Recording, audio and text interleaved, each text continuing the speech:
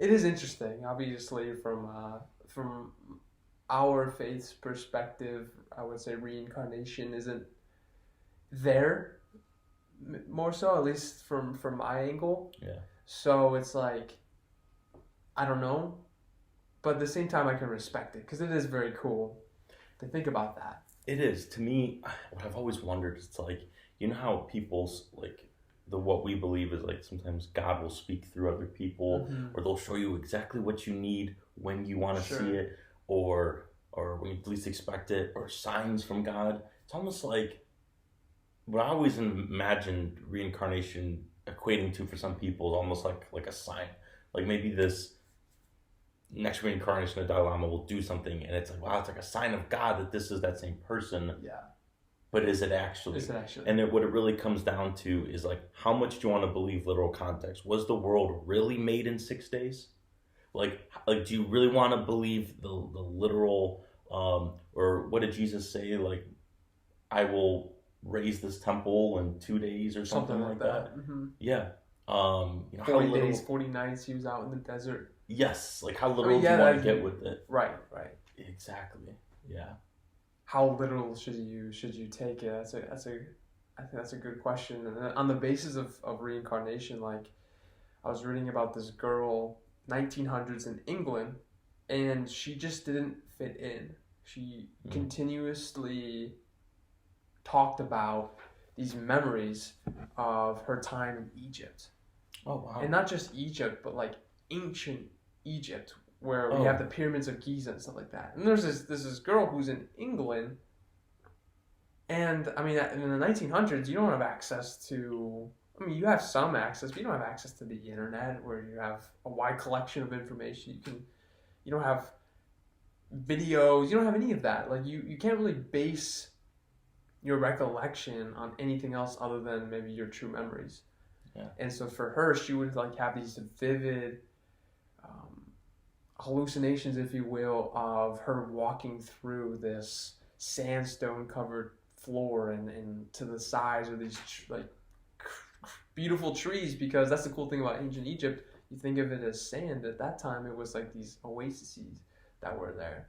And so she would recall it, and as she got older, she would get in trouble for it, because it's like, all right, it's time to live in reality. It's time to acclimate to this English society that we're in. Yeah. And as it progressed, she ended up marrying an Egyptian guy, moves to Egypt.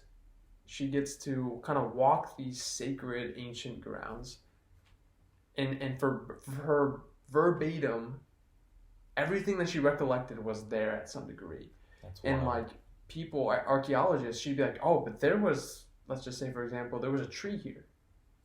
Okay. And they're able to like dig through and, okay, there was a tree here, kind of thing.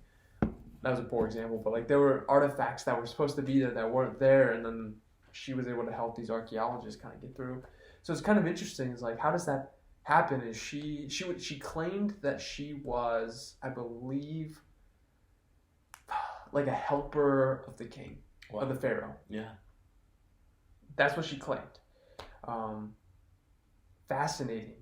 Is she that same person, or does she just have this weird ability to connect with this ancient world? So that's like, there are various instances throughout history where reincarnation has like, okay, yeah, I don't believe in it, but it's so, the evidence is almost there that it's so hard to go against it.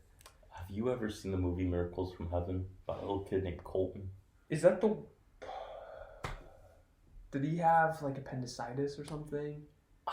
He had something that made him die, but then he came back to life. Yes, there was a book and everything. There is. I think I read that book. Okay. Actually. Okay. I always thought it was so freaky how he dies, he comes back, he's maybe technically determined as dead. Right. For maybe, I think it was like a few minutes or something. He comes back. Okay. But when he comes back, he claims that, he saw God and he saw all these like family members. And I'm always like, oh, okay, that's sweet. But then as the story keeps going, You know, he talks about that he has a sister, and they're like, "You don't have a sister," and he's like, "Yeah, she died in your belly." Yeah, and it's like, that's how scary. did you know that? Mm-hmm. You know, and then they show the mom going through all these like little girl clothes earlier in the movie. Now that makes sense. Yeah, he's talking about the dad's dad who he never met, and like all the fun memories that like they would have never shared with him. Right.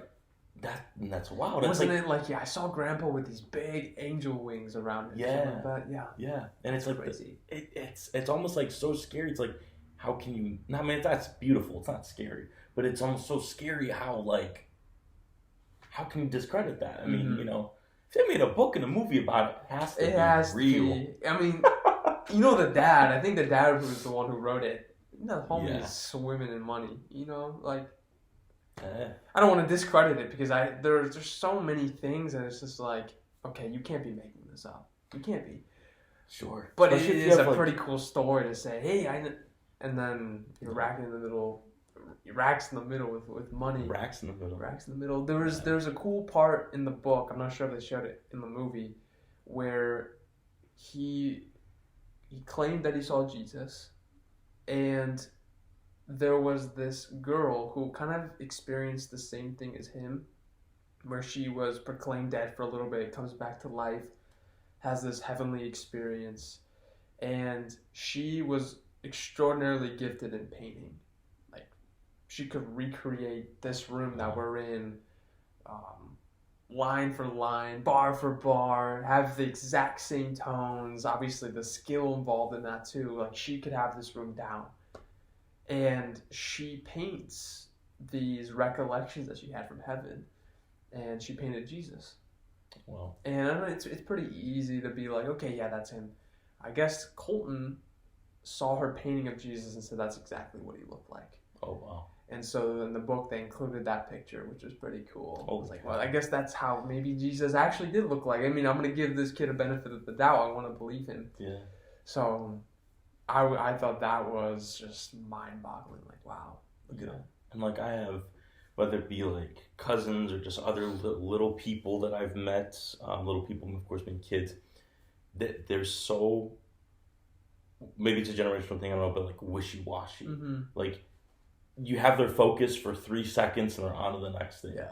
And if it's not that they're on to the next thing, it's like, or like they change their mind. They're very, what I've noticed is like kids aren't firm. Okay, maybe your favorite superhero is Spider-Man. Mm-hmm. Guarantee though, next week it's going to be Superman or somebody else. Something else. I mean, whether it be like a cousin that I'll see, one day he's into the Flash, next day he's in Teenage Mutant Ninja Turtles, and like me, we all go through those phases. Yeah.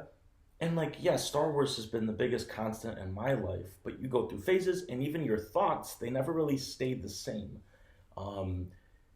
To have a story like this where the kid isn't so wishy-washy, mm-hmm. and he clearly knows as if he knows right from wrong. Yeah. There's a very clear line between what's right and what's wrong, and you don't really start mixing up the two until you get maybe into your teens and early adulthood. But with him, it's very clear about this is that and that's that. Yeah. So it's exactly as how that's what I saw. That's exactly what I saw. And at that age, that must mean something. Yeah. And it's the sweet things. Again, it's like, I saw my sister. What do you mean? What do you mean? Like, those are those details and how in the world did he actually know that? Yeah. And yeah, to your point, I just remember growing up being wanting to be a firefighter one week and then an astronaut the next week, a doctor, a professional basketball player, then football player, then soccer player, then I tried baseball for a week and I loved it, so I wanted to be that. So there is that appreciation of that. Like, it's not wishy-washy, it's just more so like you're just continuously exposed to the world and life around you, that it's just like this new, you keep experiencing new. Whenever you do that, you get excited.